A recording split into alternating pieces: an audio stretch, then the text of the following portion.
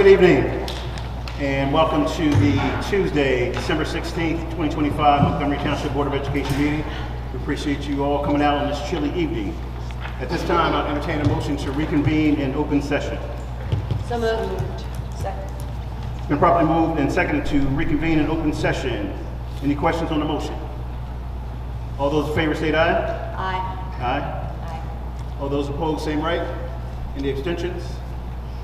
We are now back in open session. Roll call, please, Mr. Taliana. Dr. Wang, Here. Ms. Dowling, Here. Ms. Smita, Present. Ms. Harris, Here. Ms. Norga, Here. Mr. Todd. Here. Thank you. At this time, please rise as we salute the flag. I pledge allegiance to the flag of the United States of America, and to the republic for which it stands, one nation, under God, indivisible, with liberty and justice for all.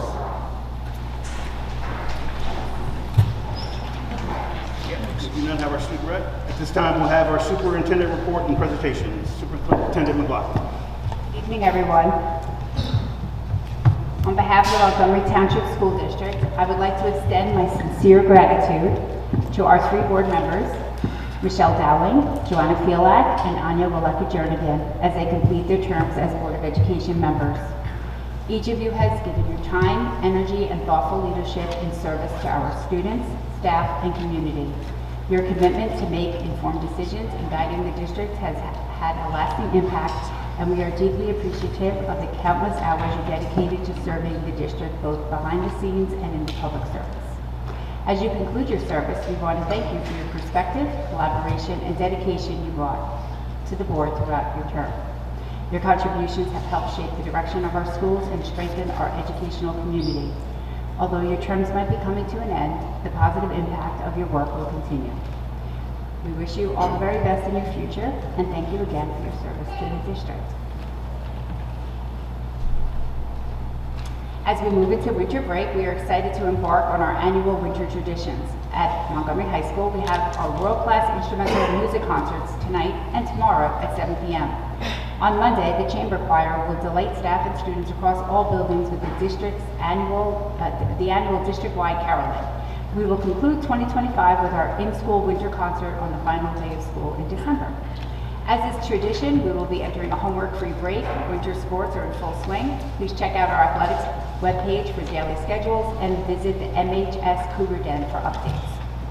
At UMS this past weekend, 71 students were involved in the cast and crew of the production Beauty and the Beast Jr. Thank you to the staff who made the students shine. We hope all who attended enjoyed the show. On December 5th, 115 students and staff took to the track to participate in the second annual Jingle All the Way jog for Special Olympics. The students in our unified PE class advertised and helped plan the successful event.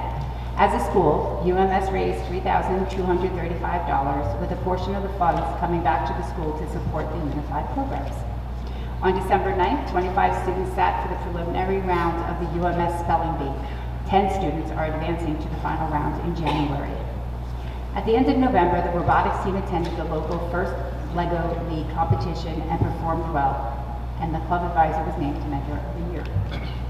Congratulations. As the holiday season settles in, LMS is joyfully balancing learning and celebration. They held the first ever student ed camp on the half day before Thanksgiving break, giving students and staff the opportunity to connect with others who share similar interests. It was a fun-filled and energizing launch into the holiday weekend. December opened with festive spirit as the 5th and 6th grade orchestras and band filled the building with beautiful music, delighting families and setting a cheerful tone for the season. On Wednesday, December 10th, LMS proudly hosted its first ever virtual Jingle All the Way 3K. More than 150 students and over 50 staff members participated, raising nearly $10,000 for Special Olympics, $2,000 of which will directly support the unified program at LMS. Those not participating in the race enjoyed a cozy morning celebrating inclusivity with viewing of Wonder during the assembly schedule. LMS looks forward to growing Jingle All the Way into a beloved annual tradition. The 4th grade Band 1 and Band 2 held their first concerts of the year last Thursday and Friday, respectively, for their parents and 4th grade peers. Band students showcased how much they've learned in just 3 short months. It was an incredible performance, and parents were left in awe. Their next school day concerts will be in February in preparation for the first evening concerts at the MPAC at the high school. The 31st Annual Young Scholars Institute Holiday Service Drive concluded today. Students in each class collected school supplies and purchased gifts for a special young scholar assigned to their classroom. The family of each young scholar will also receive a grocery card for the holidays, gift card for the holidays. First graders at Orchard Hill are spending part of their time this month traveling to neighboring classrooms as part of their Holidays Around the World activity.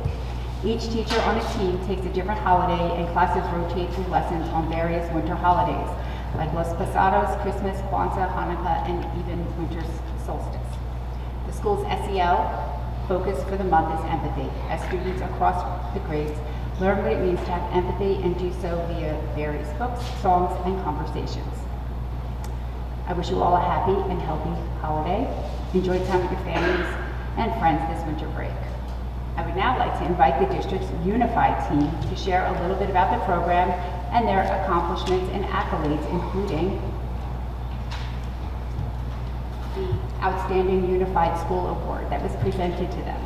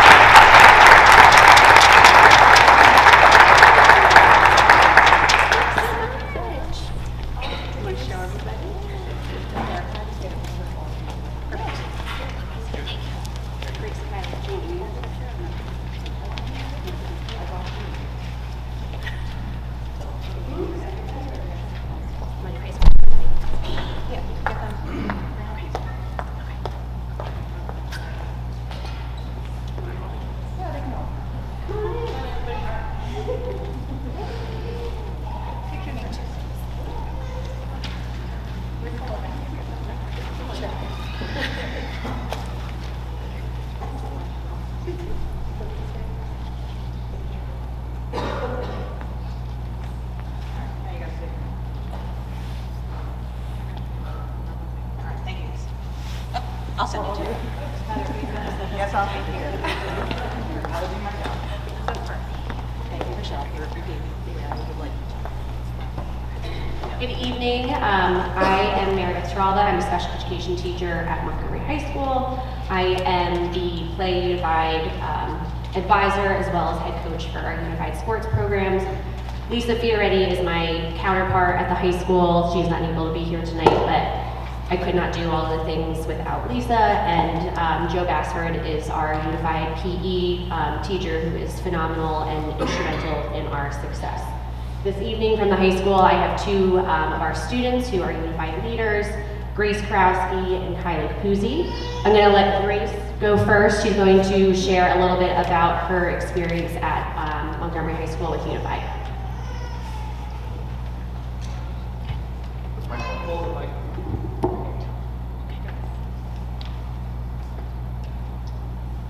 I have been in Unified at Montgomery High School. It means I get to build and make relationships with teachers and friends. I get involved in doing sports activities like basketball. I enjoyed and I love being a part of Unified at Montgomery High School because I like staying connected with friends and teachers. I am involved in sports and activities with Unified teammates and peers. I feel comfortable and comfortable in a big group and working together. I want to be more involved and include more in Unified because I like to show respect and include something like being responsible, to stick or close with peers and classmates. My favorite part of Unified at Montgomery High School is making relationships with teachers and friends. I want to make them feel more included and comfortable.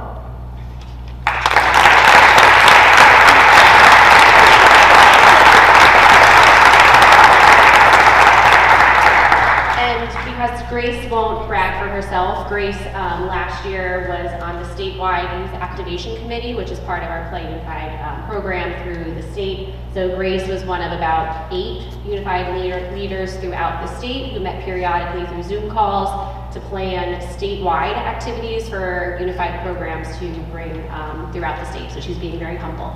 But next up, Kylie Capuzzi is going to share a little bit about her experience with Unified as well.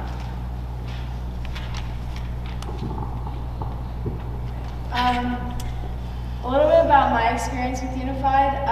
I joined junior year, and I got involved in Unified basketball, and that was such an amazing experience. I mean, we got to win the championships on the first year that I joined, which was pretty awesome. And just like walking into the class every day is just like, it makes me very happy seeing the kids because they are all so happy to see all of us and doing new activities every week. It's awesome. And doing basketball this year, like I got to be co-captain. So that was pretty awesome, like being co-captain for my last year. So yeah, it's just been an overall great experience being a part of Unified.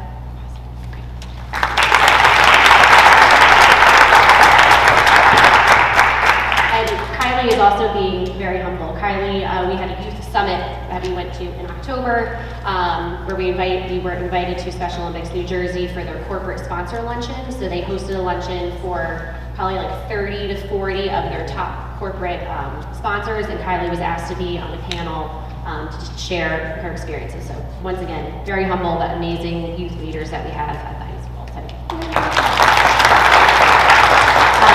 So a little bit just for folks, if you're unfamiliar with what Unified actually really encompasses. It is a program that comes from an initiative with Special Olympics, which promotes a socially inclusive school climate where acceptance, respect, and human dignity is the norm. We equitably support students through education and sports-based strategy powered by engaged youth that increases athletic and leadership opportunities for all students. All of our students can be inclusive leaders and athletes within our school community. The goal is to ensure that each student feels challenged, supported, and connected. In order to be considered a unified champion school, you must fulfill 3 components, which I know my colleagues from the other schools will share about a little bit as well. So the 3 components that we all do on a daily basis is we offer sports, youth leadership, and whole school engagement. So at the high school level, we fulfill the requirement for sports through Unified PE. We offer that as a co-taught class where we have our students with and without disabilities participating in a PE class together. And that class is infused with specific lessons on inclusivity, disability awareness, leadership, belonging, and more. Additionally, we have our Unified basketball, which runs as a typical season for your, similar to your boys and girls basketball team at the high school level. We run from November to March. We have games and competitions, practices scheduled throughout the season.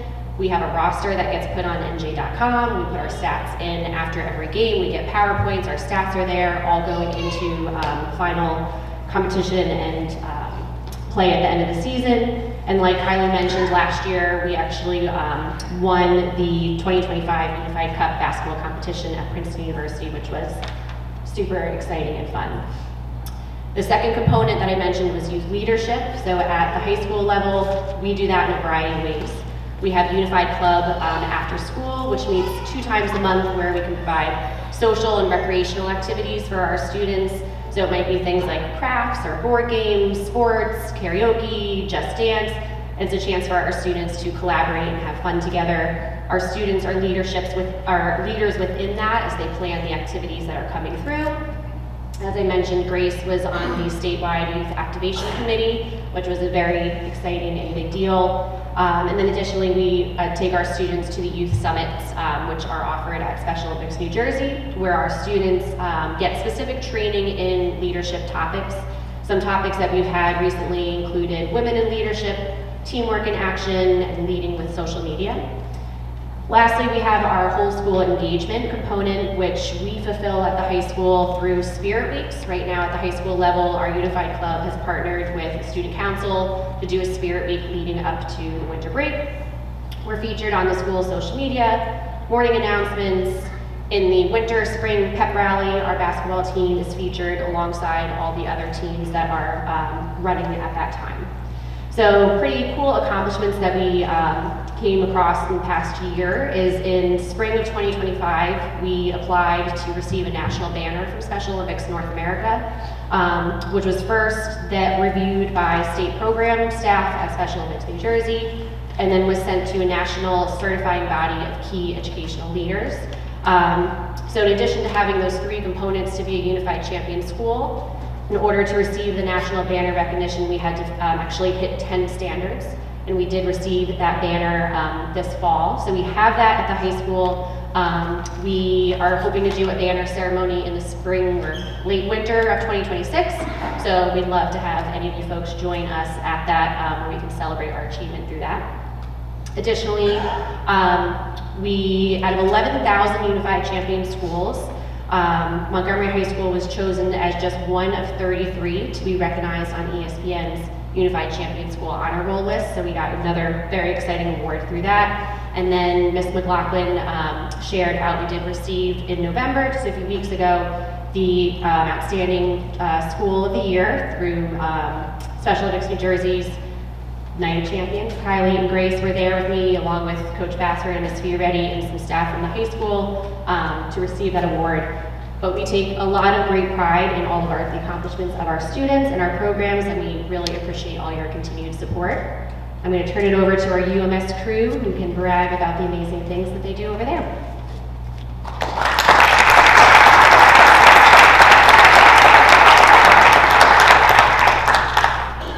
Hi, my name is Erica Paulo, and I am the school psychologist at UMS and also one of our Unified liaisons. I work really closely with Erin Koglars, who is our PE teacher and oversees Unified PE. And without her day-to-day organization and contributions, we also wouldn't be able to have our Unified program at UMS. So I just want to give her a shout out. We are really fortunate at UMS to not only have Unified PE, but also to have had Unified electives for the past few years.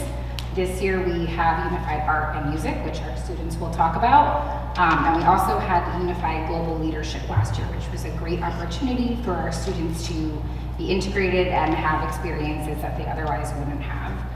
And those experiences wouldn't be possible at UMS without the support of our administration and our wonderful teachers who really go above and beyond and want to create these experiences and opportunities for our students. So without further ado, we have two students here from UMS who are going to talk about their experiences. My name is Grayson and I'm a part of Unified PE at UMS. We have over 30 7th and 8th graders in Unified PE, Art, and Music. In PE, we help everyone participate in sports, be more integrated, and make new friends. We also helped with PE at Orchard, and we help run the Week of Inclusion, where our goal is to build acceptance and include everybody. This year, we had 109 people participate in the UMS Jingle Jive. We raised $3,235 for UMS and Special Olympics New Jersey. My favorite thing about Unified is having fun, helping the kids make new friends, and all of our PE trips.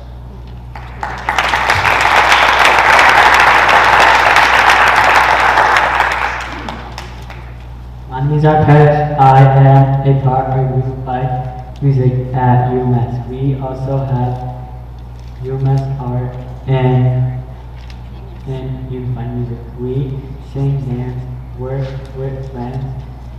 We even write our song. We will be taking a trip to see. We will be taking a trip to see a sensory-friendly music show. Players and Unified PE. We participate in In the gym, our peers, my favorite thing about the Unified PE is that I get to see my friends and play basketball.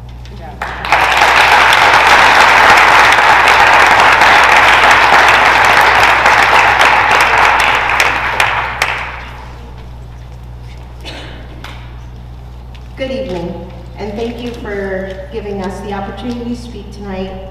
We are here to share the incredible work happening through our unified programs at the lower middle school and the positive impact it continues to have on our school community. I would like to introduce two of our amazing unified leaders that will tell you about the program. This is Jaya Patel and Beth Hoffman.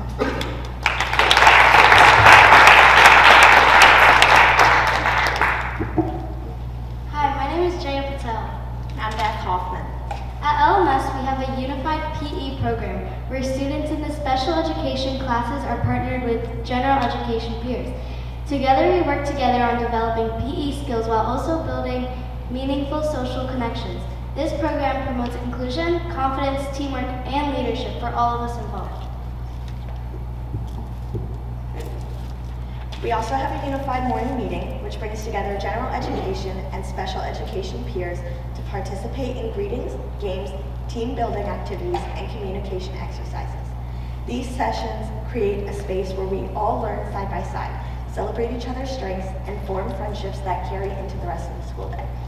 In addition, we have a unified club, which meets weekly for 8 weeks, twice during the school year. This club gives students even more opportunities to collaborate, socialize, and engage in inclusive activities outside of the classroom. The enthusiasm from all our peers and teachers continues to grow each year. This year, our entire school community supported our unified efforts in a powerful way.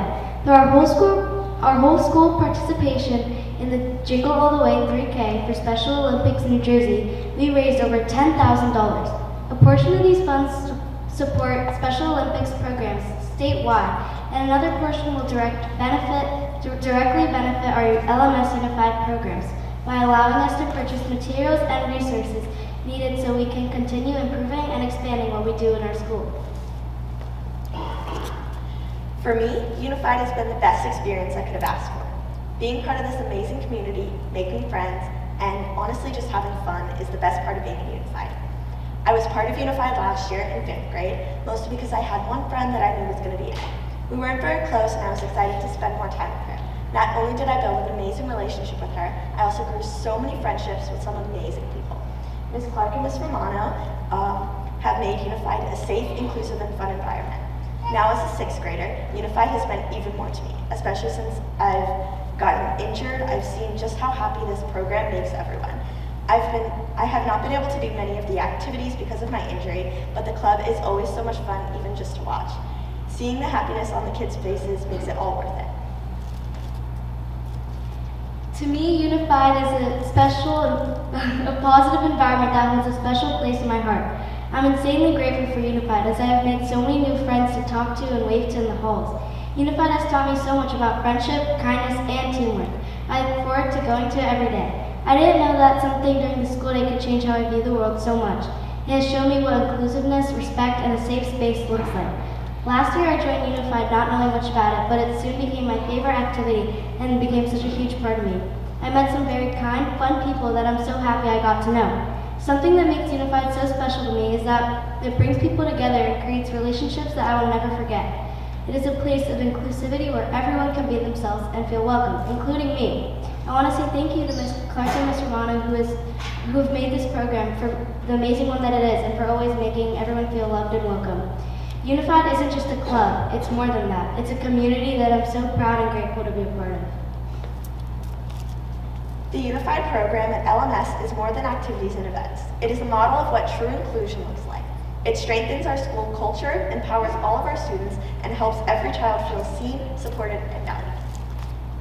Thank you for your continued support of these programs and helping us ensure that inclusion remains at the heart of our school community.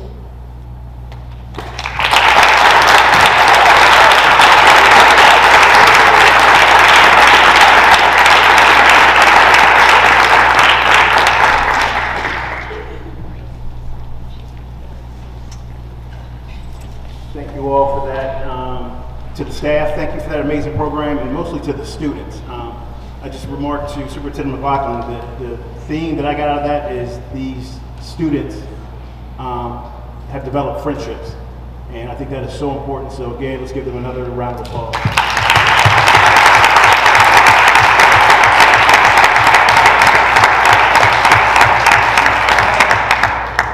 All right, next up.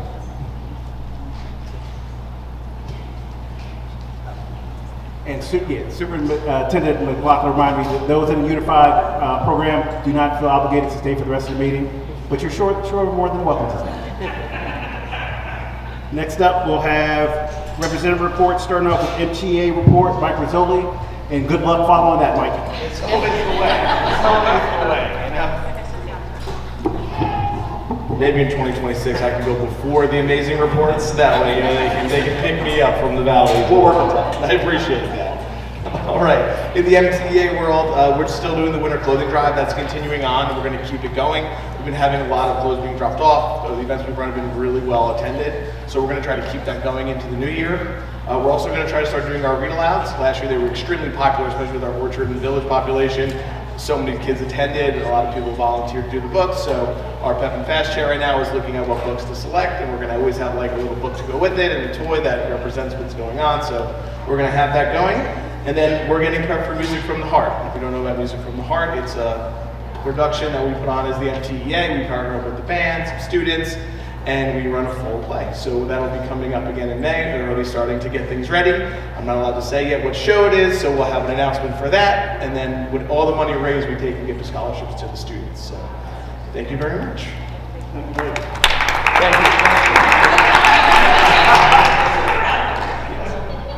Mike, you held your own. Do we have any board member, delegate, representative reports this evening? Yes, from NJSBA Delegate Assembly. So I was able to participate in as an observer. I provide a summary tonight. So NJSBA Delegate Assembly meeting was held at the Conference Center at Mercer County College on November 22nd. Delegates across New Jersey attended to conduct business, review resolutions, and elect new officers. So 16 staff positions added to support district directly, strategic focus or content connection, advocacy, and there were some professional development initiatives that was discussed. There were 3 resolutions reviewed. One got approved, that was universal free school meals from Clifton BOE. The other 2 was postponed. And last, the assembly concluded the installation of the new officers, the president and the VP for legislation and resolutions, and the closing remarks. Any questions? Yeah, we're gonna just pivot real quick. We now have our student rep. You're up. Sorry guys, had a fencing meet. Fortunately, Montgomery did not win, but it's okay.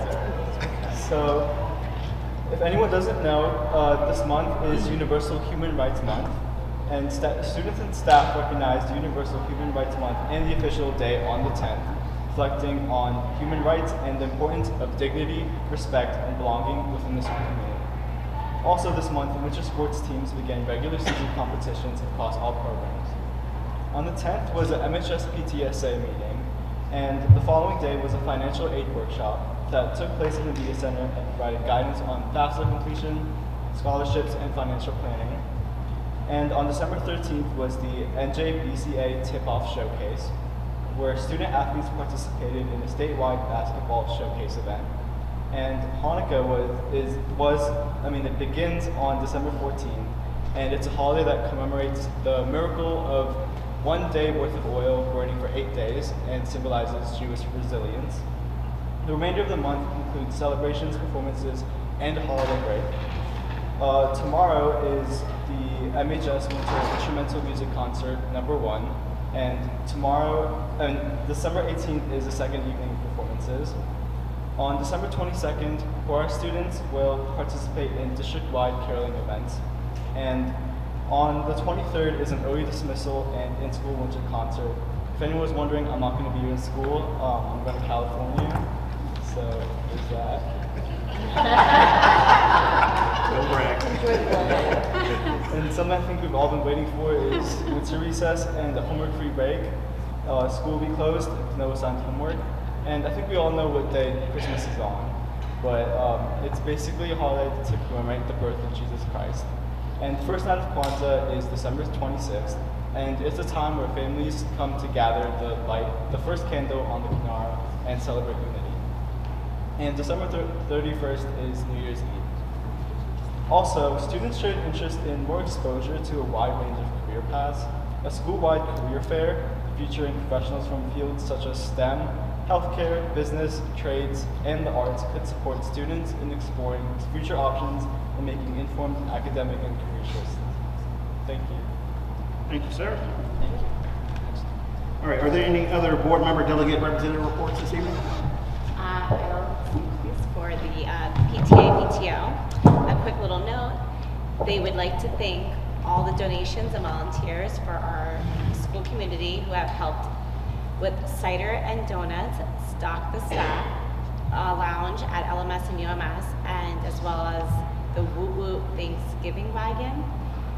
6th, 7th day of school, there was a staff surprise, and Penguin Patch holiday shop at OHES and VES. And a quick note from the PTSA.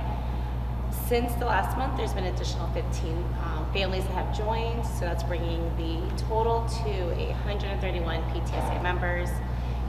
Still a 21% decrease from this time last year. Also, they have recently received a few grant requests, and they're partially approved funding for one of the grants. They're discussing other grants now as well. So, thank you. Thank you, Board Member Harris. Any other reports? Hearing none, we'll move to board committee reports. First up, Assessment, Curriculum, and Instruction Committee report, ACI, and Board Member Dowling's final ACI report.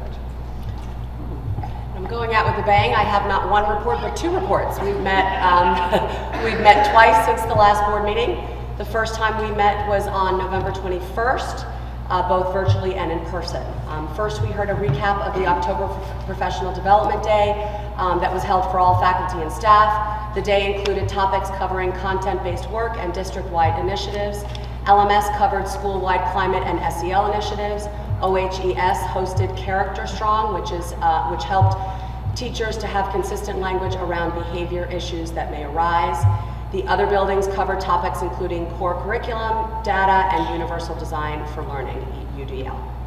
The district was notified this past summer of the early literacy state mandate and conducted universal screenings for kindergarten through 3rd grade. The district has been conducting universal screenings for years, but had not previously reported the data to the state until now. Students were assessed in multiple early literacy skills, including phonics, phonemic awareness, and comprehension. All parents received student reports in Genesis prior to this Thanksgiving break. We were also given an update on the NJSLA and NJGPA adaptive testing as announced by the New Jersey Department of Education. These scores will not be shared with districts. Spring assessments of the adaptive assessments will be administered in mid-March and late April. The PSAT was also administered in October. The district funded this test for all juniors, allowing for equity and access. Sophomores were also invited to take these tests. Overall score was 1199, 610 on the math, and 599 on verbal. Most juniors use these to prep for SATs. The PSATs are also necessary to qualify for Merit Scholars. Over 150 people, both students and parents, attended the admissions game and an inside look into the college admissions process. The financial aid presentation was also well attended with 60 participants. Both were recorded and posted on the website. Mental health screenings take place annually in December and January for students in grades 5 through 12 with parent consent. First round of advisors were trained for the HOPE Squad, emphasizing the importance of making connections and developing leaders and being proactive rather than reactive. Unified PE was recognized, as you just heard, on ESPN Honor Roll for Special Olympics Unified Champion School for the East Coast. Currently, UMS, MHS, and LMS participate with the newest edition of a dance class in the high school. ESY update, the extended school year update was given at the ACI meeting, reminding us that ESY is based on retention of skills. Criteria before and after breaks during the school year are used to assess students for the program that runs in July. Then we met on December 12th, which was a shorter meeting. Mr. Brooks reported that new network access points at OHES are being worked on and will be the last school in the refreshment cycle. There are licensing renewals on all district school access points. We used to be in a yearly renewal cycle, then we went to a 3-year renewal cycle, and now we're at a 5-year renewal cycle for licensing, and that's because of best pricing. Wi-Fi 7 is the newest version. OHES usage is lower than at MHS, so there is a possibility of placing the newest version in a wing at the at the high school building and taking the current high school access points that are 2 years old and installing them in OHES. They are working with the vendor to ensure the optimal rollout of this. Ms. Borland then reported that the new student learning standards are coming. The state develops and adopts these standards, then they go through their own vetting process with public hearings included in the process. Later, a school district writes a curriculum in order to accomplish the outcomes the state mandates. The teachers assess the students and then create lesson plans based on those assessments. Right now, there are several content areas under review that will potentially be ready for adoption next school year. These content areas include career readiness, life literacies and key skills, science standards, computer science standards, visual and performing arts standards, and world language standards. There will likely be work done on standard alignment and minor and major revisions throughout the disciplines, so listen up, board. The district is budgeting for major planning revisions, but final determinations will be made once the standards are released by the state. Counseling updates included a FAFSA workshop was held at the high school, a mental health screener at UMS, MHS, and LMS with parent consent was administered. Elementary and middle school counselors are running counseling groups focused on social skills and classroom lessons on regulations, coping strategies, stress management, and healthy relationships. Special education updates included Ms. Derimer reported on the success of Jingle All the Way at LMS and UMS. That was a fundraising effort through Special Olympics. The district raised over $12,000. MSEPTA had a presentation on school safety led by Tom Wayne. The district is bringing in All In as a professional development in kindergarten and first grade to promote least restrictive environments and specially designed instruction within the classroom. A video of the dance class was shared, and as we saw earlier at this meeting, we had a presentation by the Unified. What's that? Any questions or comments? I would like to make a comment to the November ACI report. So in September, I know the board we discussed about the Hope Squad program, and in November, I was able to ask for the clarification on the relationship between the mental health screening and this program. So I appreciate the administration clarified the screening and the Hope Squad are separate initiatives, and the screening was not used to select students for the Hope Squad program. So I share this just to emphasize the importance of open-minded conversations. Board members bring diverse perspectives, while I respected the majority decision not to table that topic for ACI discussion back in September. Conducting board business effectively requires clarity and openness to different viewpoints. So this approach is similar to the past curriculum discussion, where approval process benefited from the committee discussions that ensure all the board members, especially newer members, were informed and engaged. And I appreciate in December's meeting, you mentioned about what's coming for the major revision for the curriculum. Thank you.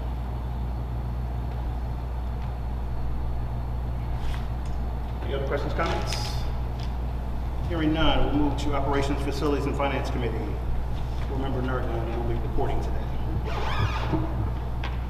Operations, Facilities, and Finance Committee met on December 9th. Off committee got to hear from Mr. Will Ross and Keith Soltis from Perret Songen Architects about the long-range facility plan and future referendum timelines. Most recent report was shared with the committee after their touring of each facility and their meetings with various administrators and custodians. Each part of the project will be outlined with project cost and sketch. This will be a living document with regular updates. Future referendum work is in progress. The various timetables were presented, and it was understood that November 2027 is most likely the public vote. The impact studies are being worked on, and the public should be on the lookout for a public forum dates to learn more about the project and the costs. There will be an ad hoc committee formed to evaluate which projects are listed in the architect's report should be included in the referendum. At this stage, the committee is not ready to report specific details of all the projects listed in the report. Next, Mr. Eric Zimmerman and Mr. John Swisher from Supply Clooney auditors were present to let us know the audit report will be ready to be presented in January. It could not be ready at this meeting. They informed most of the areas of the audit report is good, except one area which needs attention, which is the cafeteria operating cost. This was due to the equipment which was purchased but was not delivered by June 30th. Therefore, the balance in June 30th was higher than the allowable limit. This will be fixed in next year's audit report. At this moment, I would like to take a moment to thank our off-committee president, Ms. Joanna Filak, for her dedicated service to this district and her exceptional mentorship to the new board members. She will be truly missed at this committee. We hope she continues to be part of the school district. We wish her the best. Happy holidays and a very happy new year to you all. Thank you. Any questions for Board Member Nargan regarding the order? Hearing none. VP Spina, do you have anything for PCC? As a member? May I ask a question for the referendum? You mentioned, like, I know not much details can be shared at this point. Is there any plans, like, when can we have more update on this? All we discussed in the off committee was there was a huge timeline. So the referendum has a lot of deadlines, and every stage there is a deadline, and within that deadline there is deadlines again. So it was like a cumbersome, a big timetable. So we kind of got to know a little bit about that. So looking at that, we felt the 2026 November will not be a good time because we don't have enough time to prepare everything. So I think that's why the committee thought that November 2027 could be a possible date. But the details we will come to know when we are at a right stage to let the public know. One thing that might help the board is once, as Ms. Nargan said, the ad hoc committee for the referendum is formed, then they will be able to report out like our other committees. We're just at the preliminary process, so there's really no actual substantial information to share out. But when that committee is formed in 2026, then they'll make regular presentations to the board as information is available. So that's coming soon. Thank you. Any other questions? VP Spina, do you have anything for PCC as a member?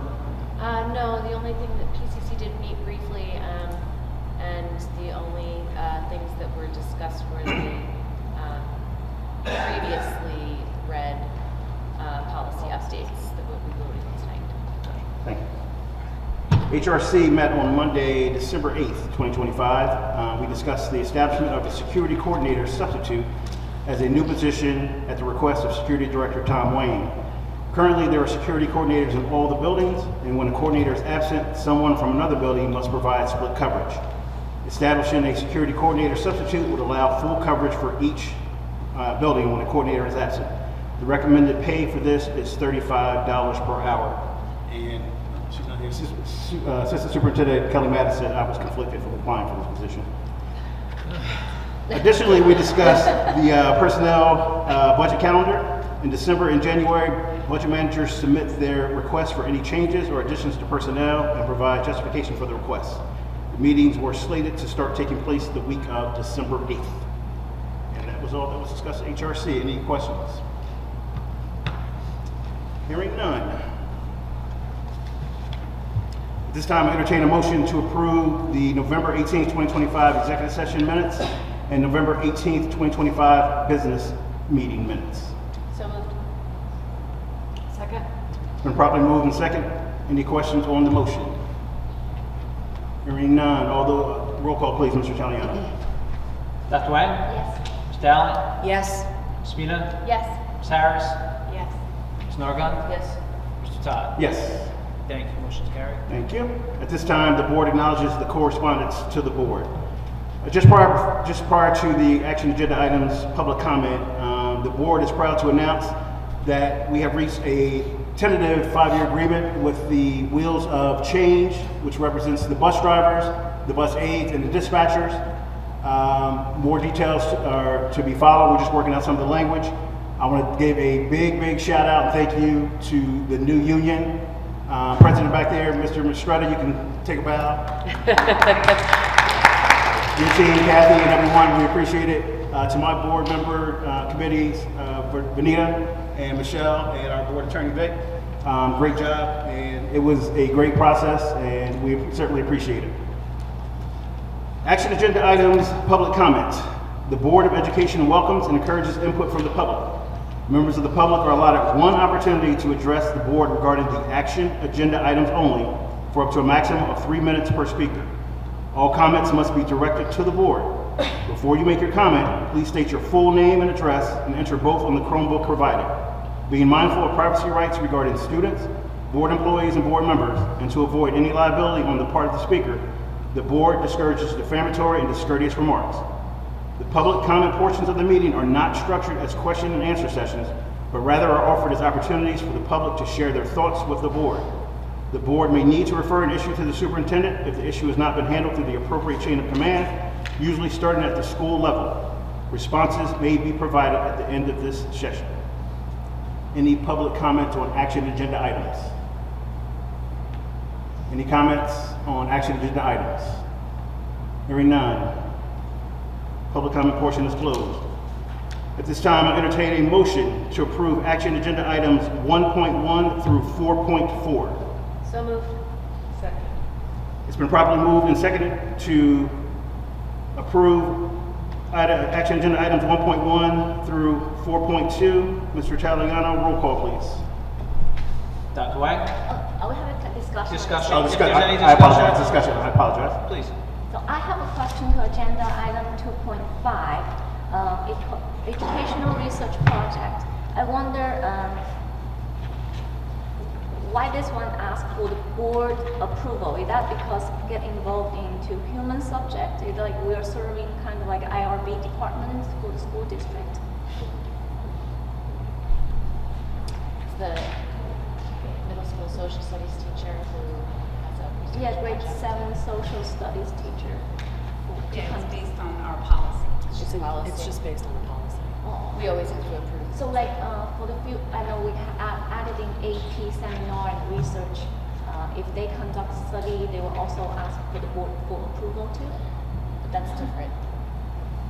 This is a research project that he's not. It's for his School. degree. His degree, yeah. It's not a Oh, course this he's is for teaching. not for the classroom. No. Oh, okay, gotcha. Okay, thanks. For An AP seminar is a course. Yeah, That is a okay, course. this is for this teachers. Correct. Right, Right, the teacher but it's to pursuing follow a degree. Okay, gotcha. Okay, thanks. And policy 3245, it's just all research projects by staff members, and our formality is just to approve. Yeah. Now I get it. I got confused with the classroom, research project. They're separate. Sure. Now I get it. I have a question at 2.4. Okay. I'm just wondering, we are trying to approve some COG 80 to this identifies kids for gifted and talented for 34,226. I was wondering, did we have a program like this before and now we are renewing that software or whatever? It's TOGAT, and yes, we've been using it. We've been using it, so now we are renewing it for this year. Yes. Do we have to it's kind of like a Renaissance store, we pay them annually for the fee, right? To buy the license or something like that. For the COGAT. I would have to get back to you. I don't know if it's annual. I would assume it is, but I don't want to misspeak. We can research that and follow up with you.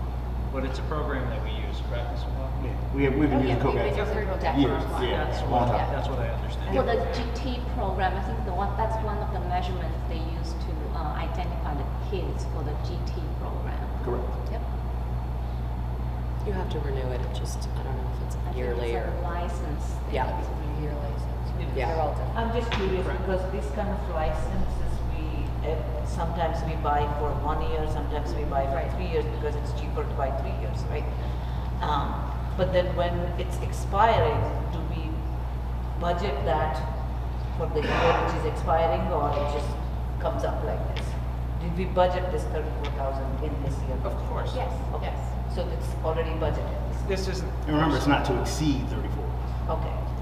Different licenses expire at different times. Not everything always renews on September 1st or July 1st. Right. Because it's expiring now, so we are not going to buy this now. Okay.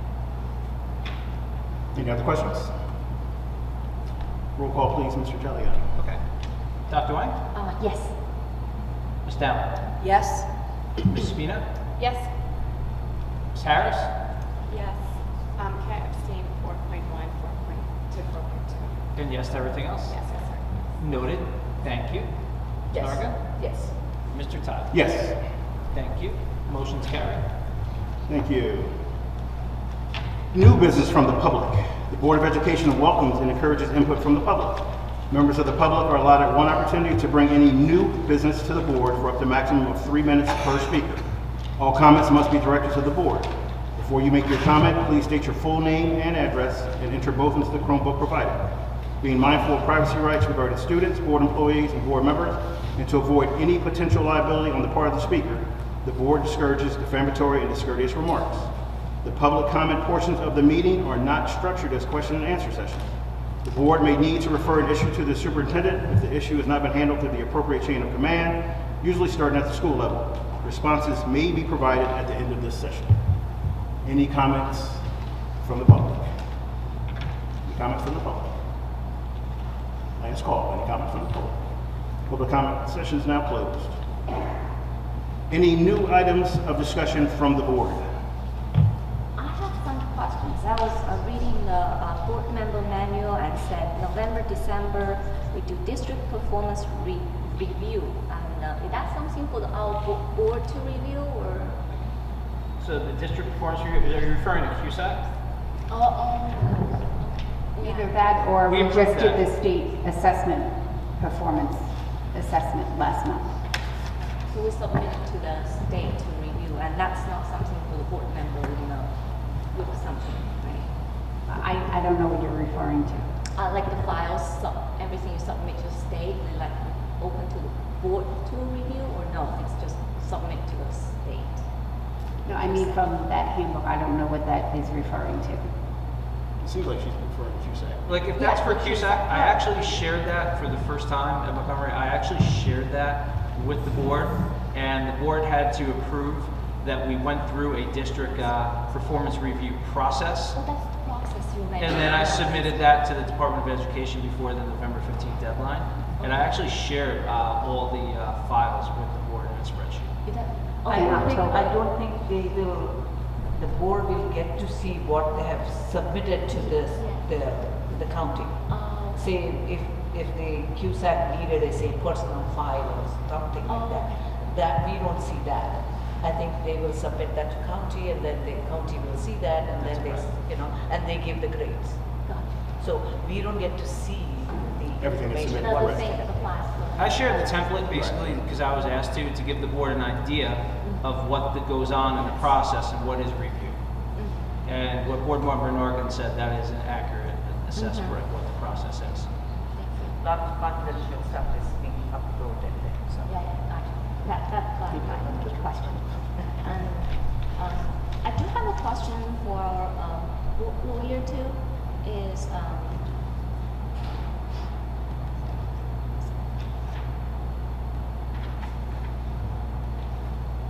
so since I was talking a lot about the enrollment data and the number of the student withdrawals, and then that one is actually school have to report that through the school exit withdrawal code via the NJSLEDS system. So if that's been submitted to the state and this request are consistent with the NJSA 18A-36-19 and 18A 11-1, which entitles board member to assess the records needed for the governance. So I wonder if to align with that statute, like if board member requests that information, should school provide that? So just give you some background on the request. The request is for a document that was submitted to the state. Through the portal NJ Sleds, like all of the student data goes through there, confidential student data, confidential personnel file data, about certification. NJ Sleds, that's not a public document, it goes right to the state. Well, I'd have to look at the document itself to see what, you know, when you at some point in time. Is there a way to like reproduce what was submitted? The one thing I'll add to that, New Jersey Sleds is a data collection software from the state. Just look here, there are various different reports for personnel and student data that get uploaded to it. Right. So I don't know what that statute is off the top of my head, but there's various different ones, like, and I can't speak to which ones are confidential and which ones aren't, but there's many different things. That's just like a clearinghouse that holds the different reports. Yeah, I mean, I think I would have to look to see if you can, if there's a, so let me put it in the context of someone making an OPRA request. If that was something that was accessible pursuant to an OPRA request, then that same document would be accessible to a board member in the same manner, right? But if that's something that's not accessible pursuant to an OPRA request, unless there's a matter before the board that someone would be voting on, and they need that information in order to vote, then it wouldn't be something that's ordinarily accessible. But I'd have to take a look, because you can potentially access as board members, excuse me, confidential data if in fact it's necessary for voting on something. So for example, if you're voting on a personnel issue and there's something that's part of that employee's personnel file that would normally be provided in the context of executive session to a board member to review before voting, that would be fine. But if there's something before the board, then it wouldn't necessarily be accessible, again, unless that's something that would be subject to the Open Public Records Act. So I have to take a look at exactly what that report looks like, but it may be subject to access. So I just don't know what it looks like without, I mean, in the grand scheme of things, in the concept, yes, it would potentially be accessible, but assuming that it's otherwise accessible to the public. And also, a lot of the student data, that's probably protected by FERPA, and a lot of the personnel data, that's probably protected under personnel procedures because you can identify different personnel by the report, and that's confidential information. And I want to be explicit. This is just talk about the number of the students withdrawn by the school exit withdrawal code. It's not about any student ID, nothing at the identifiable level. It's about number. So email us the specific report that you're referring to, and we'll research it and get back to you. I was going to email Mary that. He's asking for a specific report that you're referring to. You just asked for raw data. Email No, it. no, no, We don't that's, have yes, that. that's the student exit withdrawal code. That's the thing is we talked about the number of students when they withdraw and they have to fill in the form. So our school collect that information. At this point, just literally want to know, like last school year, how many students fill in that form. And again, what is the purpose of this report? Knowing about the information. So I can say more about that. And That just, is- just let me clarify something. So, There's nothing we're voting on. yeah, for this. so Right. if this is not a report, and this is data that has to be collected by the district, is the proper way for a board member to make a motion for that information and then be voted on by the board? So there's two ways of doing it. Number one is if the majority of the board believes that that's something that should be collected and disseminated to board members, then yes. So that would be done by way of a motion. You can do that.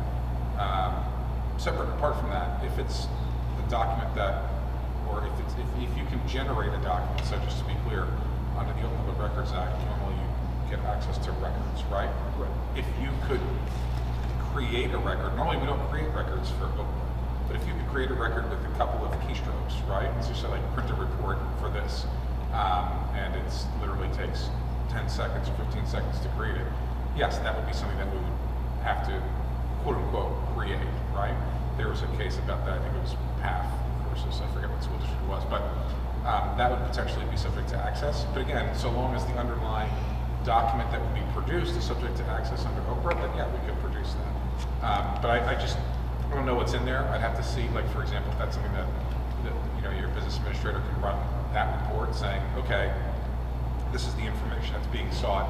Let me see if I can run that report. If that can be printed out, we can take a look at that and say, oh, this doesn't identify any students, this doesn't provide any information that's confidential. Yes, we can produce it. If that's not the case, and there's no way to kind of redact it in any meaningful way, then maybe it's not subject to access. But I have to take a look at the report. Yeah. Okay. May I just ask for clarification though, if it's just a number that you're asking for in terms of, can we not just, I mean, we've seen the grid of how many students were in 9th grade, so can we not just look at how many students are in 10th grade and have a sense of who left from 9th grade to 10th grade? No, I think that in general, just asking in general, like last school year, how many students filled in how many student parents, the legal guardian filled in that information, right? It's from the whole school district. That's it. That's what I was asking. I looked into, you keep asking that, I looked into some other school board's agenda items. There is something called a withdrawal report, okay? And it's every month it's done, and then it is a part of the agenda for the public. And then it does not give any information about the student numbers or name, nothing. It just says that 11th grade student withdrew and went to Princeton High School or Princeton. Does it actually tell you where they went? Because yeah. Really? Because Yes. I've seen these and they usually do give I have it here. I have a sheet here. So Oh, which gives the enrollment numbers and withdrawal numbers. Yeah, it I've seen just that, gives the but- date and then gives the grade, and then it says reason. In the reason, it says, say, some other school district. And then it could say withdraw GED. That means Right. they're not going, okay. And then That's if they withdraw, provided the information. like that. So this is the public information. So I guess I don't know whether you are requesting something like Yeah, that's this. exactly, yes. Okay. Yes. Because That's I'm the other looking school into some district other provided. schools, like Yes. what they do. And this is what I found. What district is that you pulled that from? East Brunswick. Do you have other examples as well? 'Cause I just looked at East Brunswick because it's one there. just curious. Okay, so our board attorney said he will look into what our district has and can provide. That would be great. Okay. The only data that I've ever seen is just the state code that says withdrawn out of country, withdrawn out of state, withdrawn to another public school within the state, which means Yes, the that's family Withdrawn moved. to out of state, That. so on. Even that is great. That's what we have Yes. All right, so in the we'll look at system. that. That may be That's very well available. subject to access. Sure. Yes. We can Check. talk about that. That would be great. Any other new items from the board? Hearing none. Sorry. Just 1 second. Oh, sorry. Yeah, so I just want to reiterate what Superintendent McLaughlin said earlier in the meeting. I want to thank you, Board Member Dowling, Board Member Phelak, and Board Member Lecca Jernigan for your service. Board Member Dowling. Thank you. If I may, one last time at the mic. I just wanted to leave with a couple of reflections after 3 years of serving on this amazing board. I wanted to share just a few thoughts of what I believe to be true after my experience. Number one is that it is evident to me that excellence is always the expectation at Montgomery. That doesn't mean that everything is excellent, but what I have observed and witnessed point directly to the fact that every person associated with Montgomery strives for excellence. Point number two, a high level of questioning is the norm, whether as a full board on committees, engaging with the teachers, parents, or community members, asking questions is welcomed and appreciated. To me, it seems like there is a misconception that questions aren't being asked, and I assure you that they are. At times, the answers are not what we want to hear, but again, the questions are being asked. Having said that, I sincerely hope that moving forward, all questioning will stem from genuine inquiry, hard data, and a desire to help improve what is already a strong school, as opposed to questioning solely to perpetuate opposition, conjecture, argument, mistrust, or doubt. Point number three, people move to Montgomery for the school system. While the modest tax increase was criticized by some, it is critical to point out the following. No one moves to Montgomery expecting there to be low taxes to start with. It is a given that our taxes are a direct correlation to our excellent school system. And lastly, It is essential for us to trust in the expertise of our hired school administrators, faculty, and staff. Period, full stop. Thank you to this district. I feel humbled to have been elected and entrusted with this essential role. I wish the incoming board members all the best, as I know that they will contribute great value to this board. And to the current board members, thank you for 3 unforgettable years. It has been an honor to serve alongside you. Thank you.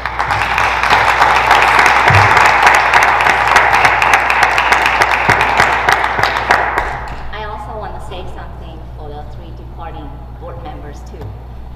As a new board member, I completed my first year. I want to express my sincere gratitude for the dedicated service and meaningful contributions. Ania brought a valuable county-level perspective to the board and made significant contributions to policy committee. She also played a key role in creating the new board member manual, leaving a lasting resource that will guide both current and future board members.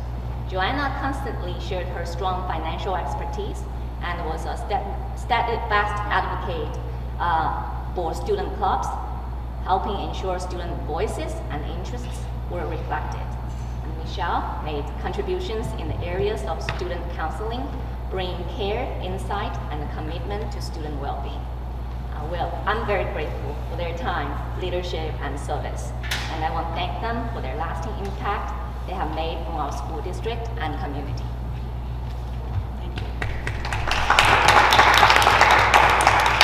Thank you, Board Member Wang. At this time, I'm entertaining a motion to adjourn. Second. It's been properly moved and second. All those in favor state aye. Aye. All those opposed, same right. Thank you all for coming out. Merry Christmas, Happy Hanukkah, Happy Holidays to everyone. Get home safe. See you next year. And to our incoming board members, get ready to work. See you January. See you next month.